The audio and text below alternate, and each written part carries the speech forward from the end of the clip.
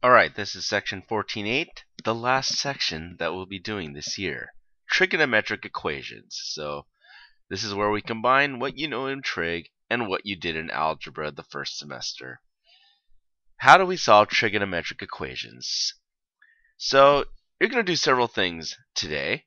First of all, you're going to use algebraic transformation to solve these equations. So you might have to factor, you might have to substitute, you might have to square, you might have to square root both sides, just basic algebra stuff that you used a lot to solve equations, such as if you had x squared equals 4, you would have x equals plus or minus 2. If you had x squared plus 2x plus 1, you would end up with x plus 1 squared.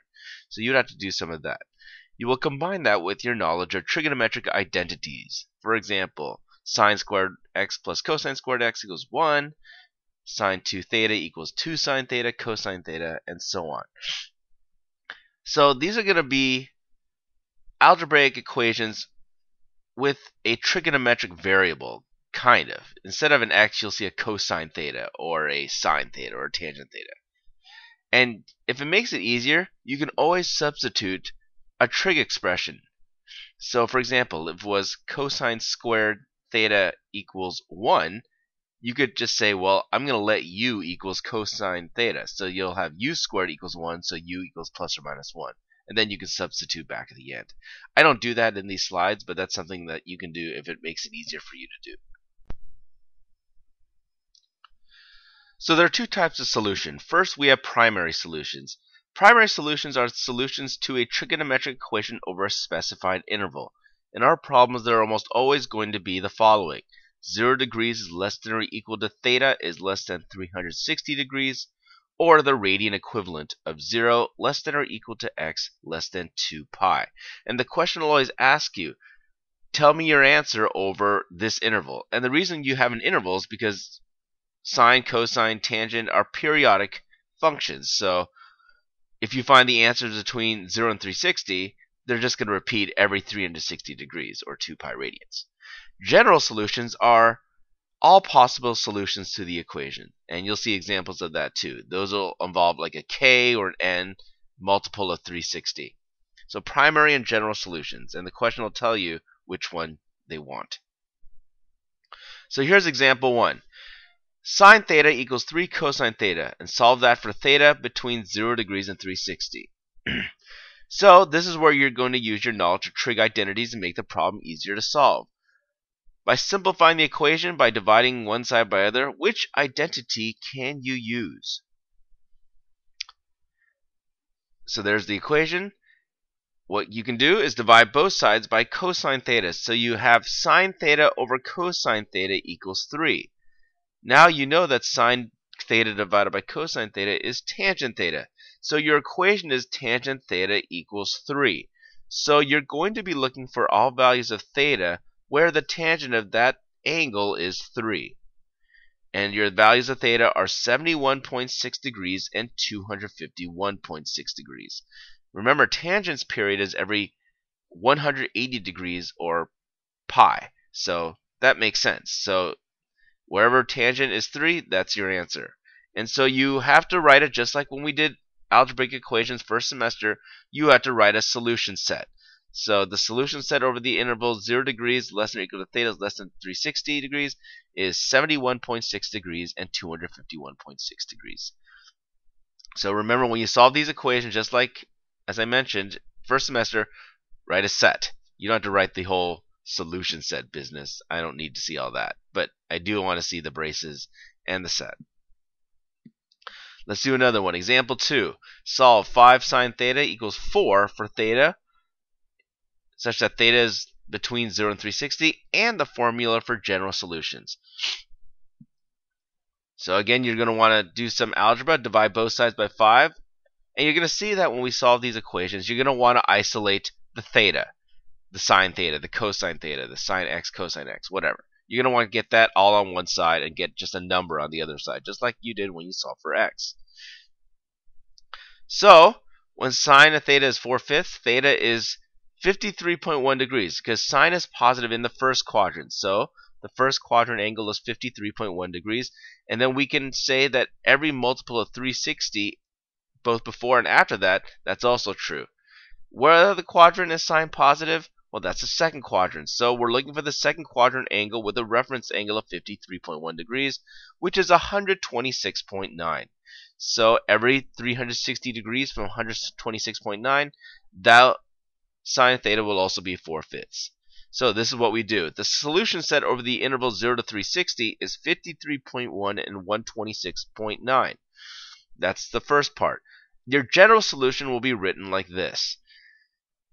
Theta is such that theta equals 53.1 degrees plus k times 360, or theta equals 126.9 degrees plus k times 360, where k is any integer.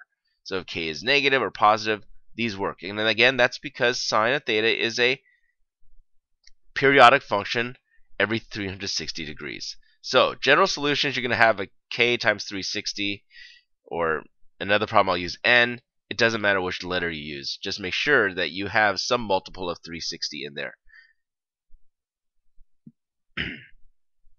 Example 3a. Solve cosine x equals 3 cosine x plus 1 for the solutions in the intervals 0 is less than or equal to x is less than 2 pi. Alright, so this is where substitution can help. First, you need to convert the cosine 2x into another expression, and then you need to use your knowledge of algebra. So the first thing I want to do is convert cosine 2x into something. And I'm going to want to keep cosines because I already have a cosine in there. So cosine 2x, as you know, equals 2 cosine squared x minus 1. It also equals cosine squared x minus sine squared x and 1 minus 2 sine squared x. But those don't really help you solve the equation as easily as 2 cosine squared x minus 1. Now the thing you'll want to do, if you have a quadratic equation, you're going to want to move all things to one side and leave a 0 on the other side. So let's subtract 3x and 1 from both sides, and you get 2 cosine squared x minus 3 cosine x minus 2 equals 0. And this is where, again, if you want to substitute, for example, let u equals cosine x, then it'll look like a much easier quadratic equation to solve. As it is, you can just factor using cosine x as the variable as opposed to x, which you did before. So you can factor that to 2 cosine x plus 1 times cosine x minus 2 equals 0.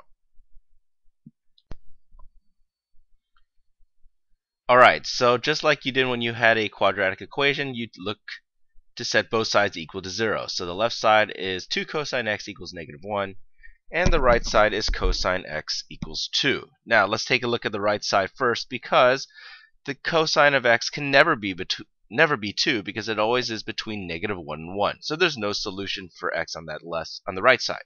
On the left side, we can set cosine x equals negative 1/2. So you must figure out the angles in radians where the cosine is negative 1/2. And you will notice that it's in the second and third quadrants. So x is going to be either 2 pi over 3 or 4 pi over 3. Alright, so you write a solution set. The solution set over the interval 0 to negative 0 less than or equal to x less than to 2 pi is 2 pi over 3 and 4 pi over 3. So when you see something like this, first apply your trigonometric identities to substitute, and then solve it like you did a quadratic equation. Factor, set both sides to 0, and then combine to make your solution set. Now we do the same thing using general solutions. So we know that 2 pi over 3 and 4 pi over 3 are the primary solutions. So we know that cosine is periodic, so every 2 pi, those solutions are going to be good. So we add multiples of 2 pi to each primary solution to get our general solution. So where n is an integer, the set of general solutions is x is such that x is equal to 2 pi over 3 plus 2 pi n, or x equals 4 pi over 3 plus 2 pi n. So when you have general solutions for radians, you're going to generally add 2 pi. When you have primary solutions for degrees, you're going to add 360, generally speaking. Alright, example 4. 6 cosine squared theta minus 1 equals cosine theta for theta for values 0 degrees less than or equal to theta is less than 360. So again, we're going to want to move everything to one side of the equation. So we subtract cosine theta from both sides, and that's the equation we get. And again, if you're having problems seeing the quadratic, substitute u for cosine theta, or some other letter or symbol. So if you factor this, you get 3 cosine theta plus 1 times 2 cosine theta minus 1 equals 0. So just like you did before, set either side to 0, and that would build your solution set. So cosine theta can equal negative 1/3, or cosine theta can equal 1/2.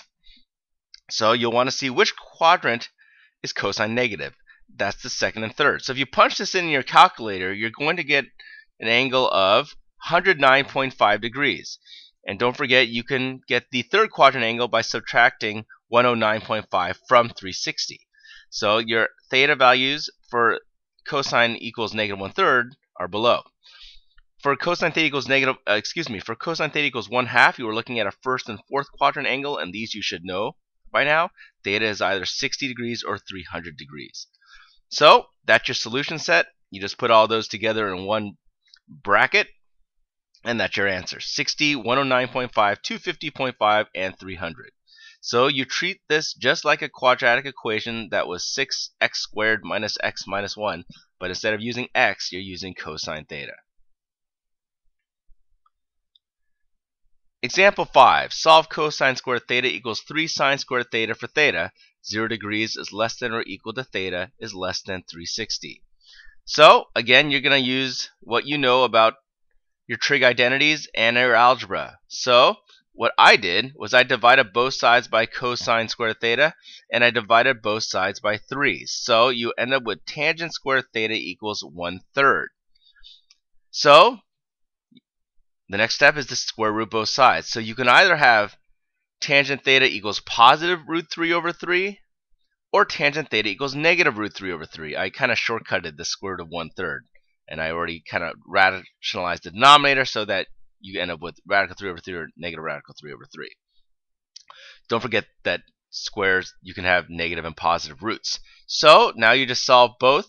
So tangent theta is here between either 30 degrees and 210 degrees, and where tangent is negative is the second and fourth quadrant, but it's the same reference angle of 30, so theta here is 150 or 330. You put those all together, and your solution set is 30, 150, 210, and 330.